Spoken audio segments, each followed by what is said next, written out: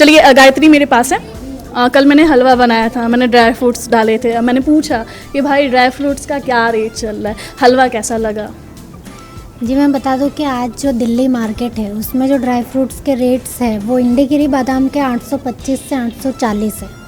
साथ ही जो एनपी गिरी बादाम है उसका 845 से 860 है। जो कल के मुकाबले जो प्राइस है इसकी कम हुई है ड्राई फ्रूट की। जी कल क्योंकि जो प्राइस थी वो 830 टू 840 था इंडी गिरी बादाम के पर केजी के अकॉर्डिंग। तो मुझे लग रहा है हलवा आज बनाना चाहिए था।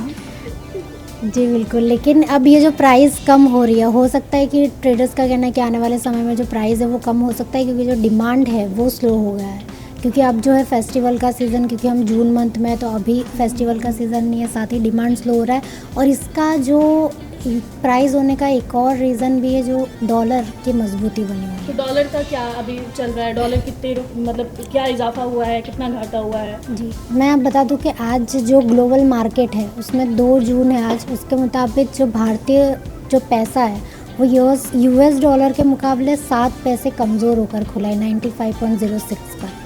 अब ये जो डॉलर की मजबूती, हम काफ़ी दिन से जो ये खबर है कवर कर रहे हैं, डॉलर की जो मजबूती बनी हुई है, काफ़ी चीज़ों पे असर हो रहा है। जो क्रूड ऑयल है, क्योंकि हम ज़्यादातर बाहर से इंपोर्ट करते हैं, वो महंगा होते जा रहा है। साथ ही सोना चांदी की जो प्राइसेस है वो भी महंगी हो रही है, क्योंकि अंतर्राष्ट्रीय बाज़ार में जो गोल्ड और सिल्वर है वो डॉलर में तय होती है उसकी कीमतें।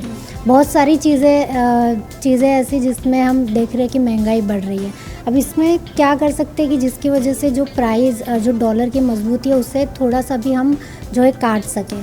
सरकार के अकॉर्डिंगली आई थिंक जो इंपोर्ट है अभी हमें कम कर एक्सपोर्ट जो है वो बढ़ाना चाहिए। साथ ही जो शेयर मार्केट है उसमें जो हमने लॉन्ग टर्म कैपिटल